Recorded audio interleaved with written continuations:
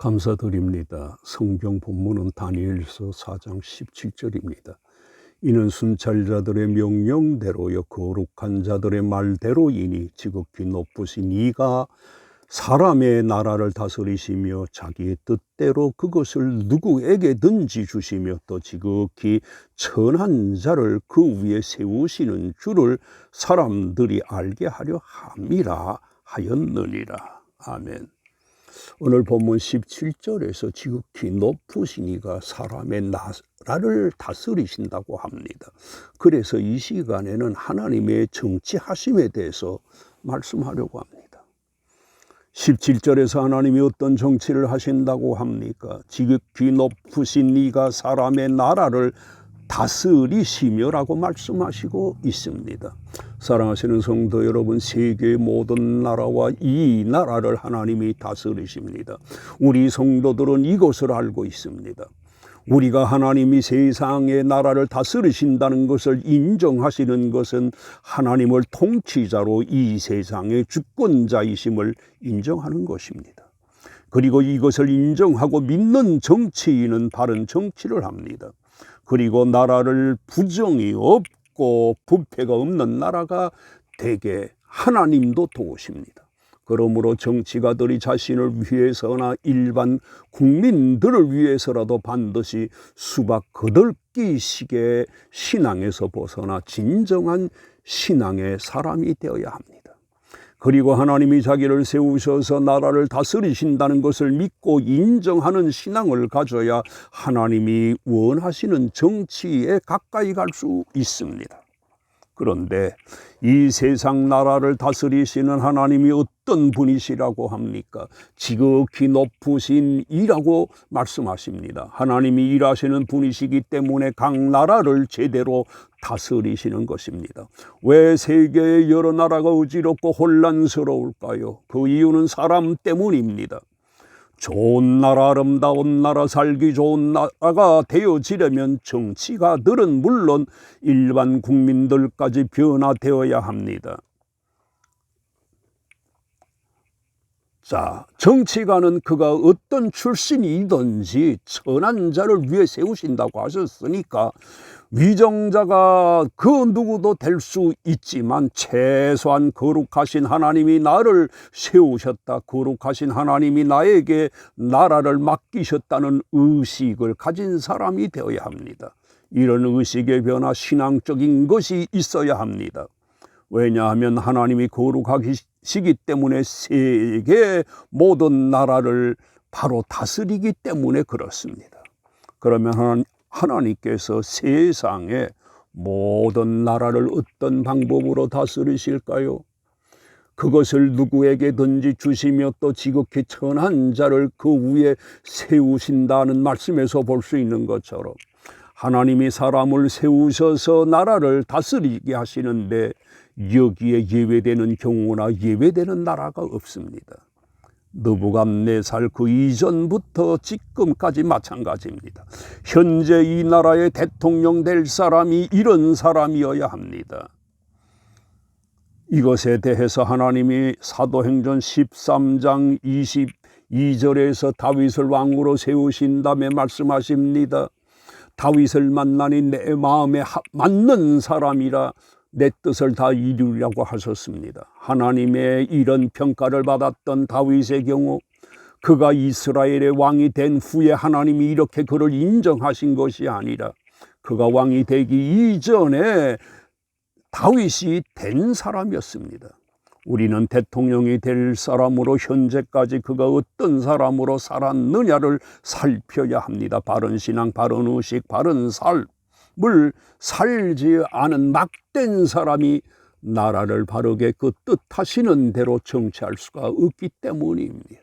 그러므로 선거권이 있는 선거권자는 이것을 잘 살펴서 하나님이 원하시는 사람을 세워야 합니다.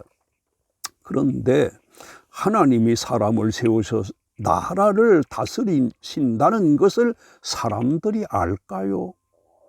알게 하려 함이라고 하신 말씀에서 볼 수 있는 것처럼 불행하게도 이것을 알지 못합니다. 하나님께서 나라를 다스리는 정치가들도 일반 백성들도 이것을 알지 못하는 경우가 대단히 많습니다. 여기에서 나라의 불행과 국민들의 위임받은 정치가의 불행이 시작되고 나라에도 어려움이 생겨지게 되는 것입니다.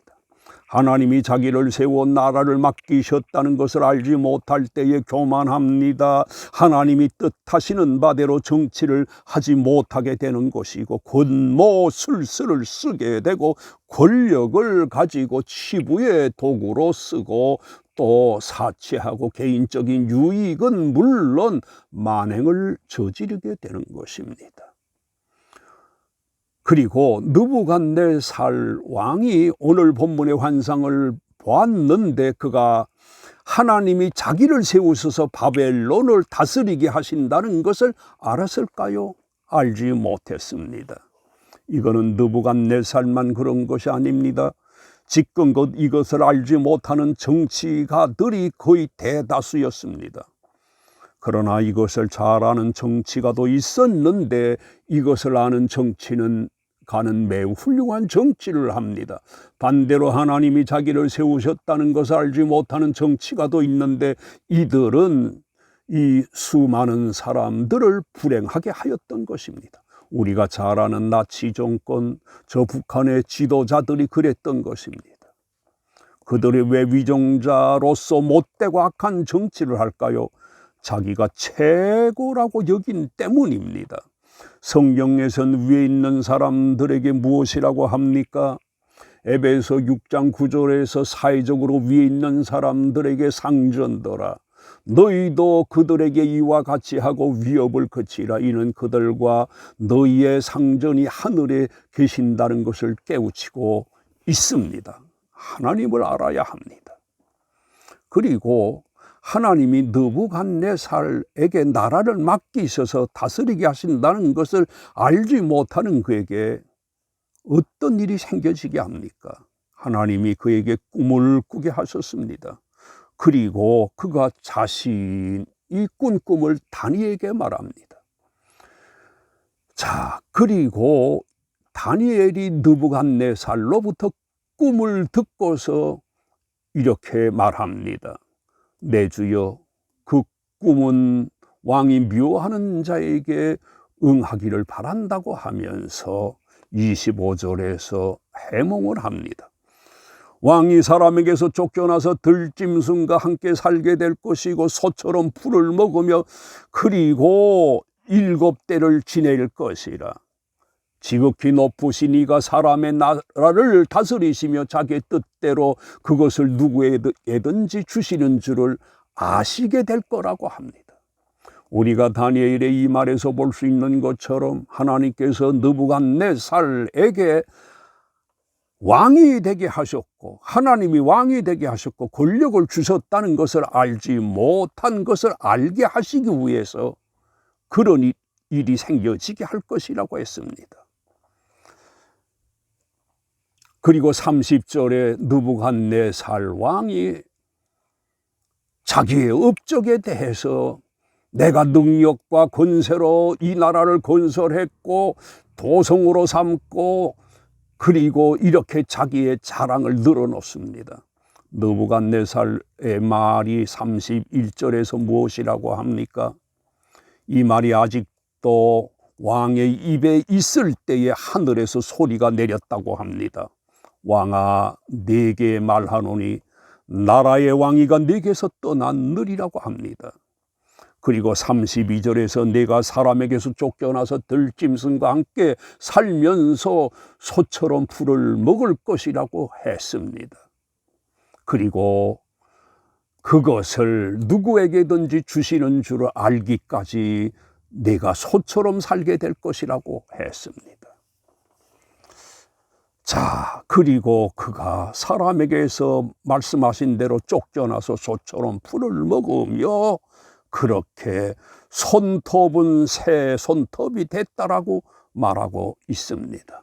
우리가 여기에서 볼 수 있는 것처럼 하나님이 나를 이 자리에 앉히셨고 내게 있는 모든 것이 하나님께로 말미암은 것이라는 것을 알지 못하고 사는 사람들은 자신의 업적을 자랑하게 되는데 느부갓네살 왕이에게 그런 일이 생겼던 것입니다.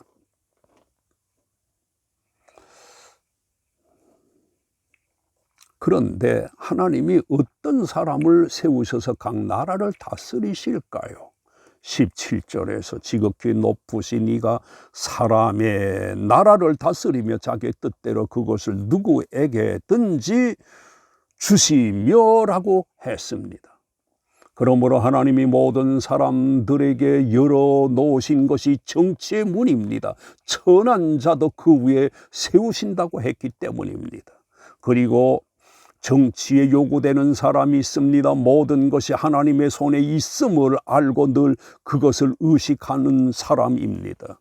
우리 그리스도인들은 막대 먹은 사람들이 정치에 들어가서 나라를 차지하지 못하게끔 신앙으로 준비된 그리스도인들이 되어야 하고 하나님이 원하시는 정치가가 되어야 할 것입니다.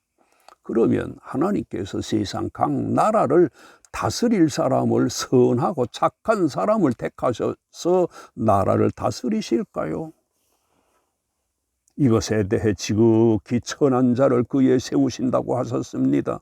이 말씀의 의미는 민주주의 국가에서 누구든지 정치가가 될 수 있게 하신다는 것을 뜻하기도 하지만 시대와 그 나라의 백성들의 상태에 따라 포악한 사람, 그리고 악한 사람, 막대여 먹은 사람들을 들어서 그 나라를 다스리게도 하신다는 것을 뜻하기도 합니다. 현재와 과거 역사에서 이 나라의 왕들과 위정자들을 세우신 것도 우리 국민들의 신앙과 사고와도 무관치 않습니다. 현재 이 나라의 국민들인 우리들이 그릇되고 또 잘못된 쪽으로 치우친다면 과거 김일성보다도 더 악한 사람이 이 나라를 지도하는 지도자가 되게도 하실 것입니다. 따라서 이 나라의 장래는 우리 국민들과 우리 믿는 사람들인 그리스도인들이고 또 이 나라의 교회인데 현재 이 나라의 국민들과 교회도 심상치 않다고 해도 과언은 아닙니다. 그리고 하나님이 현재 이 나라와 그리고 세계 각 나라의 어떤 사람을 세우셔서 그 나라를 다스리게 하셨습니까?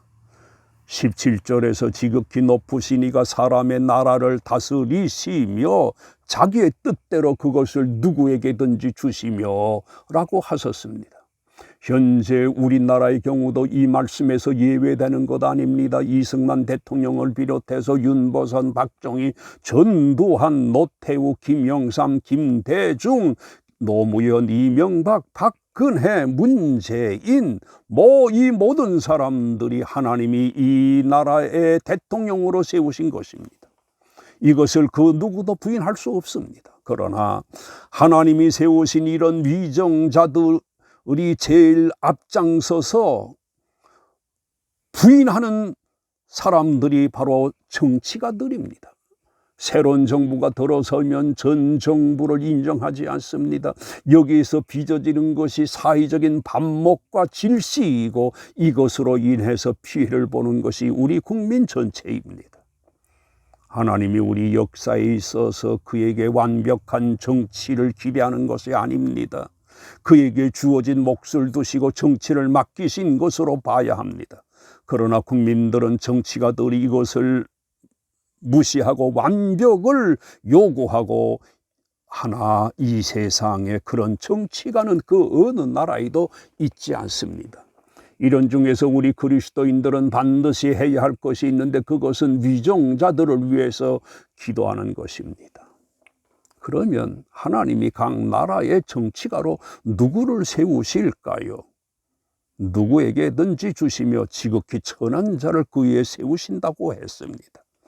여기서 볼 수 있는 것처럼 하나님은 나라의 위정자들을 세우심에 있어서 그 어떤 자격과 지위와 신분을 따지지 않으신다는 것을 볼 수 있습니다. 그 나라의 백성들의 사고와 상태에 따라 그 상황에 따라 정치가를 세웁니다. 그 나라의 백성들이 부패했을 때의 징계의 채찍으로 위정자를 세울 수도 있습니다. 또 그 나라를 국률이 여기 있어서 위대하고 훌륭한 사람을 세우실 수도 있습니다. 사울을 세우신 것도 이와 같은 원리에 따른 것입니다. 그가 왕이 된 과정에 대해서 사무엘상 8장에서 말합니다. 백성이 사무엘에게 말 듣기를 거절하여 아니로소이다 우리도 왕이 있어야 하겠다라고 합니다. 백성들의 이런 제안에 따라 17절에서 하나님이 사무엘에게 말씀하십니다. 이가 내 백성을 다스리리라고 하셨습니다. 그리고 그의 왕권에 대해서 사도행전에서 말합니다. 그 후에 그들이 왕을 구하고를 하나님이 베냐민 지파 사람 기스의 아들을 40년간 주셨다고 합니다. 그리고 그를 폐하게 된 것에 대해서 사도행전 13장 22절에서 폐하셨다고 합니다. 현 정부의 위정자도 김일성이 권력을 잡은 것도 마찬가지 원리입니다. 하나님이 세우셨습니다. 그러나 그가 잘못된 사람이 된 것입니다. 현 시점에서 제일 중요한 것이 현재 우리 국민들의 신앙과 바른 의식이 제일 중요한 것입니다. 앞으로 이 나라의 대통령이 그 누가 되어 얼마나 훌륭하게 이 나라를 다스리느냐 하는 것은 1차적으로 우리 국민들의 신앙과 의식입니다. 이런 상황에서 제일 중요한 것이 교회와 우리 믿음의 사람들입니다. 우리들이 바로 선 사람이 되어야 하나님께서 우리를 위해 꼭 필요한 사람을 이 나라의 위정자가 되게 하시는 것입니다. 우리 그리스도인들은 하나님의 나라에 속한 사람들입니다. 그리고 하나님께서 우리를 이 나라에 속하게도 하셨습니다. 우리가 이것을 기억하고 그리스도인으로서 바람직하게 그 책임을 다해야 할 것입니다. 이 나라가 잘 되기를 위해서 기도하도록 하십시다. 아멘.